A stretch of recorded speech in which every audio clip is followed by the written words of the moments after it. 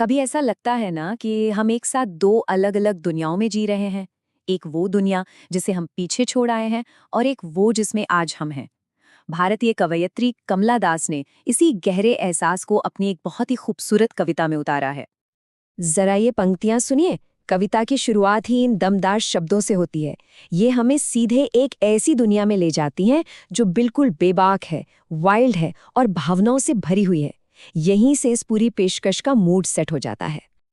और बस यहीं पर कवयित्री के दिल का जो असली संघर्ष है वो सामने आ जाता है। एक तरफ है अतीत की वो बेलगाम जिंदा दिल दुनिया और दूसरी तरफ है आज का अकेलापन और एक अजीब सी खलिश। तो चलिए बात करते हैं इस कविता की।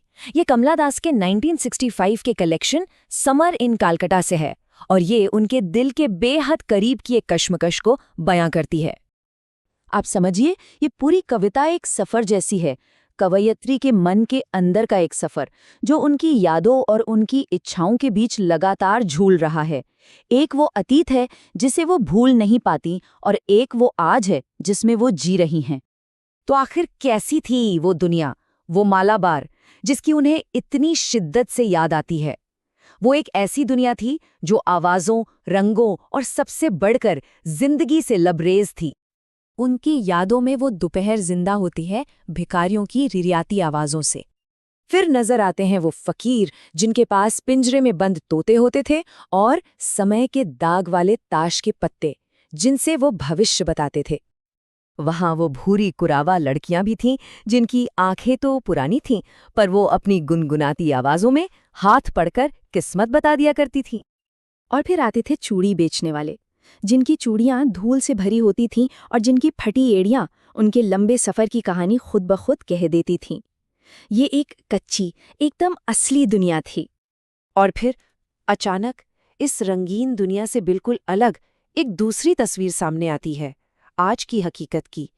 शहर का वो अकेलापन जहां हर चीज पराई सी लगती है। कहते हैं कि मालाबार छोड़कर शहर आना उनके लिए एक दर्दनाक अनुभव था, शायद एक ऐसा जख्म जो कभी पूरी तरह से भर ही नहीं पाया। शहर की जिंदगी उनके लिए आत्मा को मार देने वाली थी।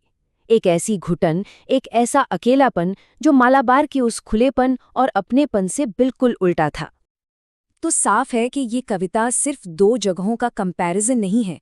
इसकी जड़ें यादों, पहचान और अकेलेपन जैसे बहुत गहरे एहसासों तक जाती हैं। इस पूरी कश्मकश के सेंटर में एक शब्द है, अलगाव, एलिनेशन, यानी अपने ही आसपास के माहौल में एक अजनबी की तरह महसूस करना। शहर में कवयित्री को ऐसा लगा जैसे उनकी अपनी पहचान ही कहीं खो गई है।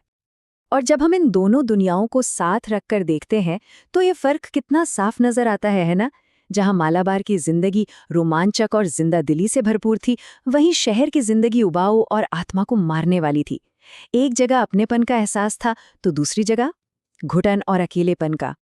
लेकिन सबसे बड़ा सवाल ये उठता है कि कमला दास की ये इतनी पर्सनल कहानी, ये निजी कविता आज भी इतने लोगों से कनेक्ट क्यों करती है? और इसका जवाब है इसकी सच्चाई, इसकी ईमानदारी। कमला दास अपने अतीत को किसी फिल्मी कहानी की तरह खूबसूरत बनाकर नहीं दिखाती, बल्कि उसकी हकीकत को जैसा का तैसा पेश करती हैं। वो कुछ भी छिपाती नहीं है। भिखारियों की रिरियाती आवाज़ें हैं, भविष्य बताने वाले कार्ड्स समय के दाग वाले हैं, चूड़ियाँ धूल से ढकी हैं, एड़ियाँ फटी हुई हैं। वो हर कमी को स्वीकार करती हैं और इसी वजह से उनकी यादें झूठी नहीं बल्कि सच्ची और जिंदा लगती हैं। तो आखिर में हम कह सकते हैं कि ये कविता सिर्फ एक घर की याद से कहीं ज्यादा है। ये एक औरत के मन की कोमलता, उसकी संवेदनशीलता और अपने अतीत से उसके गहरे जुड़ाव की एक बहुत ताकतवर आवाज है। और यहीं पर कमला दास की ये कविता एक सवाल छोड़ जाती है कि हर इंसान के माजी में, उसके अतीत में ऐसी कौन सी गर्म दोपहर है जिसकी धूप आज भी उसके वर्तमान पर, उसके आज पर पड़ती है।